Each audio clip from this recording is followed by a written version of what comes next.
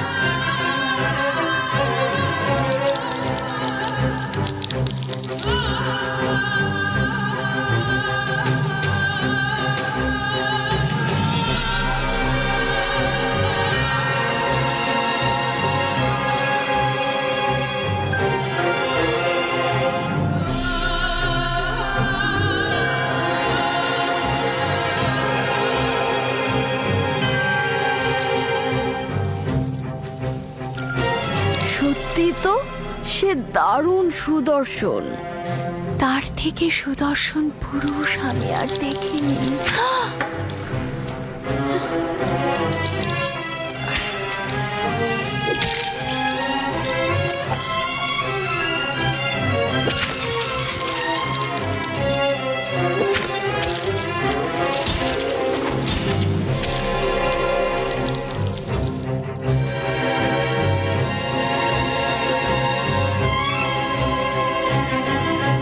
সৌন্দর্য তো অতুলনীয়।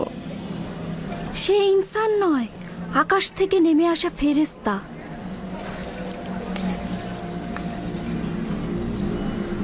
এমন একজন গোলামের সাথেই মিলিত হতে চেয়েছিলাম। আমি তাকে পেতে চেয়েছি, কিন্তু সে পবিত্রতা বজায় রেখেছে। আপনারা তাকে একদিন দেখেই এই রকম লাগাম ছাড়া হয়ে গেছেন, কিন্তু আমি তাকে প্রতিটা দিন দেখছি।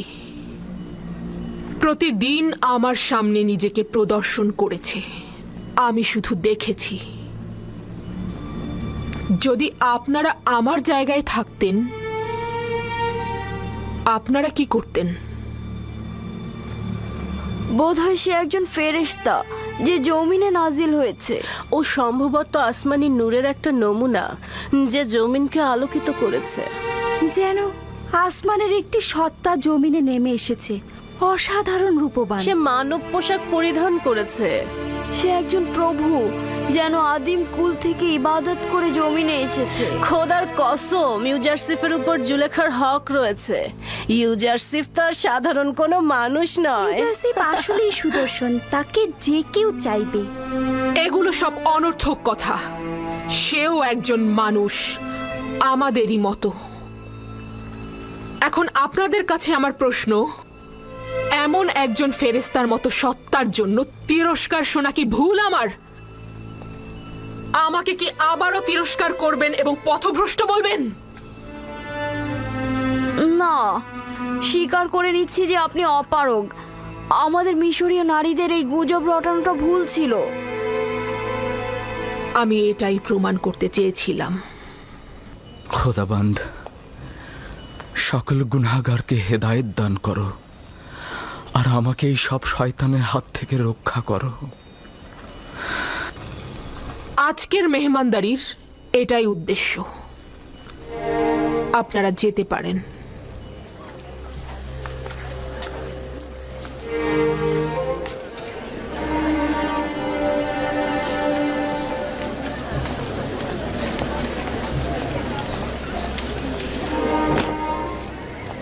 সব কিছু দেখেছি, ব্যাখ্যা দেওয়ার দরকার নেই। এতে তোমার কি লাভ হয়েছে? বিষয়টি কি পরিষ্কার হয়েছে?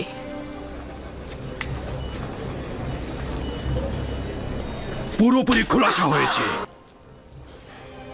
তুমি বলতে চাইছো যেহেতু মিশরের নারীগণ ইউজারশিপকে দেখে হাত কেটে ফেলেছে, তাই তুমি নিজেকে বৈধভাবে ইউজারশিপের নিকট উৎসর্গ করবে। তুমি এটা ভুলে গিয়েছো যে তুমি বিপরীত ধর্মী একজন নারী। যারা খোশ গল্প আর বিলাসিতায় কাটায়, তুমিও তাদের মতো।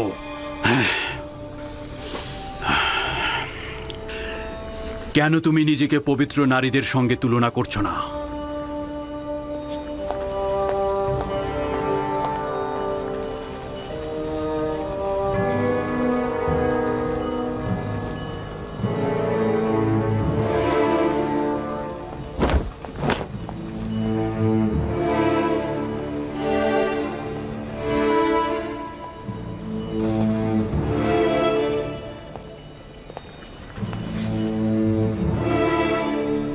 মিশরের কয়েকজন নারীকে খবর দাও যারা আমার পয়গাম ইউজারশিপের কাছে পৌঁছে দেবে। বানু, এই ঘটনা এখানে শেষ করে দেয়া যায় না? আমরা এটার ভবিষ্যৎ নিয়ে শঙ্কিত আর জনাব পুতিফারের সম্মান নিয়ে চিন্তিত। পণ্ডিতি করার জন্য তোমাদের ডাকা হয়নি। যেভাবেই পারো আমার পয়গাম ইউজারশিপের নিকট পৌঁছে দাও। তাকে বলবে হয় সে আমার সকল চাহিদার সামনে বশ্যতা স্বীকার করবে, না হয় তাকে বেরি পড়িয়ে জেলখানায় প্রেরণ করা হবে। এখন কোনো বাধা নেই, যেহেতু নিজের লজ্জা শরম সব ছিন্ন করেছি। যুদ্ধ শেষ না হওয়া পর্যন্ত থামবো না আমি। কোন মহিলাকে এ কাজের জন্য যথোপযুক্ত মনে করেন আমার বানু? সবকিছু আমিই বলে দেব।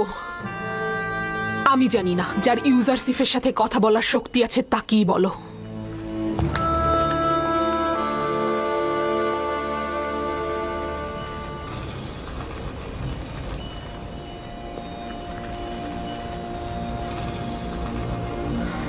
হে পরওয়ারদিগার, যদি এই নারীদের ধোঁকা থেকে আমাকে রক্ষা না করো, যদি তাদের কপটতা করাই আমার কাজ হয়, তাহলে আমি ক্ষতিগ্রস্ত হব।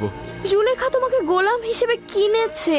হ্যাঁ, বছরের পর বছর তোমাকে অর্থ কড়ি প্রতিপত্তি দিয়ে লালন পালন করেছে। তার অধিকার রয়েছে তোমাকে পাবার, আর না হলে তোমাকে জেলখানায় যেতে হবে। এটা এক বাক্যে বিশ্বাস করে নিন যে আমি কখনোই জেলখানার ভয় করি না। যদি তার ইচ্ছায় সহমত হই, খোদা তাআলার হকের সাথে বিরোধিতা করা হবে। খুব ভালো, তাহলে আমাদের দুজনের মধ্যে থেকে একজনকে নিজের করে নাও। আমরাও জুলেখার চেয়ে কোনো অংশে কম যাব না। ভাবছি তোমরা কতটা নির্লজ্জ। যেখানে বানু জুলেখা গোলামের উপর মালিকানা ও নিয়ামতে হক রাখে, তবুও তার গুনাহ কাজে একমত হচ্ছে না, সেখানে তোমাদের মতো নির্লজ্জের কাছে আনুগত্য পোষণ করবো? আপনার মেহেরবান চেহারায় মেহেরবান অন্তরের নিশান রয়েছে।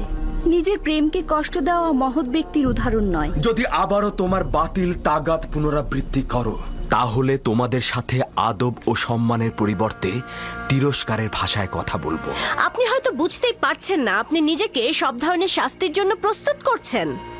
আপনি এটুকু জেনে রাখুন যে আপনাকে আমি ছেড়ে দিচ্ছি না। আমার হাত আপনার ওপর থেকে তুলে নেব না। হয় আপনি আমার অথবা জুলেখার হবেন, নয়তো আপনাকে কারাগারে যেতে হবে।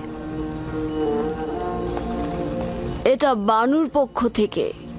নবুয়াতের পোশাকের আবৃত্তে কেউ ধোঁকাবাজি বা ভণ্ডামির বেড়া জালে বা কামনায় প্রকৃত ইবাদতকারী প্রতারণায় পড়ে না।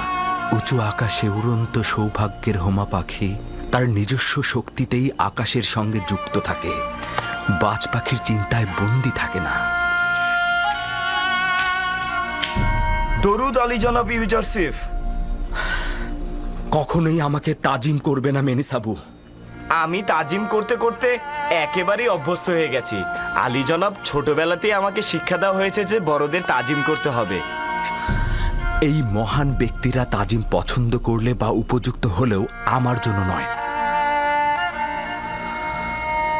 শুধুমাত্র তিনিই তাজিমের উপযুক্ত। তুমি কি চাও? আমি কি চাইবো? কি যেন বলতে এসেছিলাম হ্যাঁ, যে নারীগুলো আপনার কামরা থেকে বেরিয়ে গেল সেগুলো বানু জুলেখার কামরায় গিয়ে ঢুকেছে। স্বাভাবিক তো, তাদেরকে পাঠানো হয়েছিল রাজপ্রতাপের মাধ্যমে আমাকে বাধ্য করতে। তাদেরকে তো তাদের কর্মের ফিরিস্তি পেশ করতেই হবে। আচ্ছা মেনিসাবু, বলো তো, তুমি কি জানো এই রুমালগুলো কিসের জন্য? হ্যাঁ হ্যাঁ হ্যাঁ, এগুলো কেন পায়ের নিচে ফেলেছেন? এগুলো তো আগ্রহের নিশানা। যদি কেউ কারোর প্রতি ইশক প্রকাশ করতে চায় তবে তাকে এই রুমালগুলো দেয় অথবা তার জন্য পাঠায়। তুমি কেন এই রুমালগুলোকে পায়ের নিচে ফেলেছো? হায় আফসোস, যদি কেউ আমার দিকে একটু নজর দিত, আমার জন্য রুমাল পাঠাতো। ঠিক আছে ঠিক আছে, আমি বুঝেছি। তার মানে আর বেশি কথা বলা যাবে না, আমি চলে যাচ্ছি। কিন্তু আলী জনাব, এই রীতিগুলো কিন্তু সুদর্শনের জন্য যায় না।